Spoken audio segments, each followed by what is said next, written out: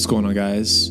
Welcome to this channel, Cinematic Diaries. My name is Justin, and today I wanted to share with you my minimalist filmmaking gear, the gear that I use on a consistent basis to make these videos. So the first thing that I use is a camera. The one that I'm shooting on right now is an older camera. It's a Canon 77D. And I'm using a prime lens, the Canon 24mm 1.4. I've had that set up for a couple of years now. It's a really good setup. It's a decent body, and the lens is phenomenal as well. But I don't use that camera anymore for my videos. My wife, she has a couple of YouTube channels, and that's what she films on. It's the setup she uses. But to make these videos, my gear list is pretty simple. I don't really have a big massive bag full of gear. I don't really like that. I had that in the past and I really hated it, honestly. Lugging everything around, things that I just knew I wasn't going to use, things that I just didn't really have a need for. I ended up selling the bag and cutting back on some of the stuff that I was using. At the end of last year, I saved up, and my wife and I, we purchased the Sony a7 III. This is a camera that we had been looking at for a pretty good while now. There's a lot of really good reviews out there on it. We're still learning it, honestly. It's been 8-9 months now that we've had it and still figuring things out, learning how to use it. But all in all, it's a really phenomenal camera. The 4K, that was the main reason that we decided to go with this, is we wanted something that had 4K capabilities. And we don't use 4K on it all the time, but for most of the videos that we do shoot, we shoot in 4K. And it's phenomenal. It looks amazing. The quality that you get is amazing. We're really happy with the investment with purchasing the Sony a7 III. And I'm not going to dive into any details or specifics on this camera body. Maybe we'll do that in the future. But this is what I use for the cinematic videos that we make. This is what I use with different clientele that I work with on a regular basis. Yeah, all in all, it's a great camera. The next thing on this minimalist filmmaking gear list is the lens. Obviously, you gotta have a lens for the camera body. And we chose, around the same time that we bought the body, we decided to buy this lens. This is the Sigma 24mm 1.4 prime lens. And it's similar to the one that you're seeing right now. This one is the Canon 24mm. But we decided to go with this because we like to shoot photography and we like portrait photography. It's a cheaper lens. That's one of the big reasons. But we love portrait photography, and we just felt like with the crop that you're able to do on the a7 III, you're able to crop in. I know I'm not really making any sense when I'm saying that. There's a term for it and I can't think of it. The crop, the crop. It's you can crop in, you can zoom in. I don't know what I'm saying. Since this is a full frame camera, the 24mm, it's going to be wide. It's going to be that wide lens, and we knew that would be really good for some of the photos we would take. It would be really good for a lot of the video shots that we wanted to do. But because it has that crop, you're able to crop in similar to if you're shooting on a 24, it's going to be similar to a 35mm lens. And that's what we wanted. We knew we wanted to do something similar to that.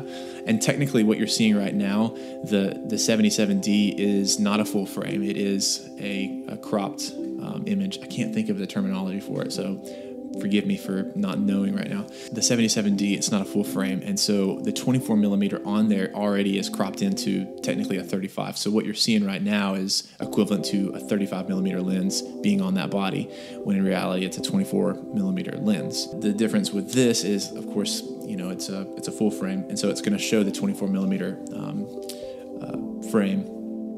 But then you can zoom into that 35, and that's something we were looking for. The other lenses we were looking at were the native Sony lenses. I think it was like the 18 to 24, 16 to 24, but that was a little bit too wide for us. And of course, it's like $2,500. It's really expensive.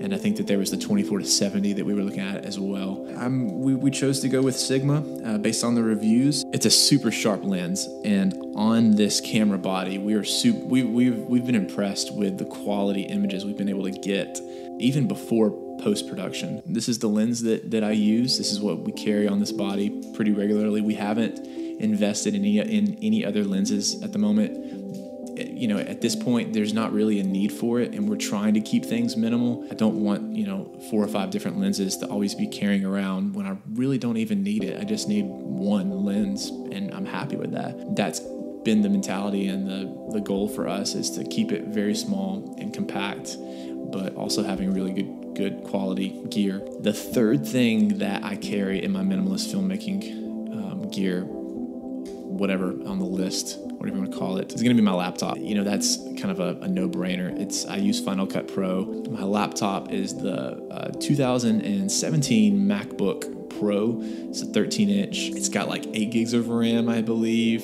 500 terabyte. That's a massive hard drive. 500 gigs hard drive.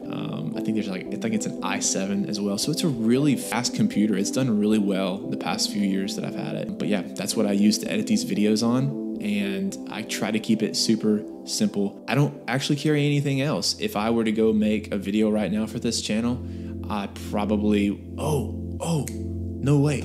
Number 4, I forgot about this one, the ND filter. If I'm shooting in midday, if I know I'm gonna be out in the sun, I'm definitely bringing my ND filter along with me. Sorry, I completely forgot about this one. This is the Tiffin.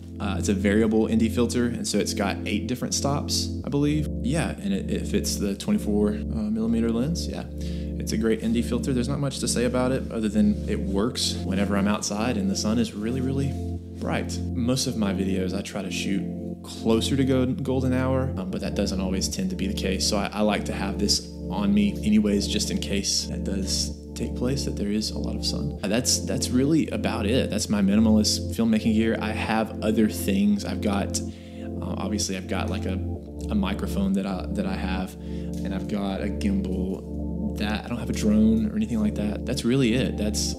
I like to keep it really small and simple. Honestly, if I could go smaller than this, I would, but this is already small. Like this body compared to the 77D, what we're used to, much smaller. The lens, I would go smaller on the lens if I could. I'm not complaining. This is totally fine. It's not super heavy. It's a little bit heavier than this setup. If I have client work, typically I will take that other stuff, the gimbal, microphones, extra batteries. I'll take the whole 9 yards. But even with that, I try to keep it super clean, super simple, just so I'm not lugging around a bunch of stuff all day, trying to keep up with all these different things that I don't even really need. I don't need 3 cameras. I don't need a drone. I mean, it'd be nice to have a drone, but that's basically it. The ND filter, the lens, the camera body, the computer.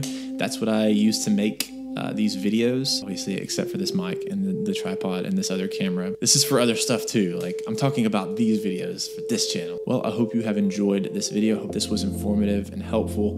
Let me know what your minimalist filmmaking gear is. Do you like to keep it simple, or do you like to have a big case of stuff and just have all the options? Or do you like to just keep it in a small little, if you could put it in a fanny pack, would you put it in a fanny pack? Let me know.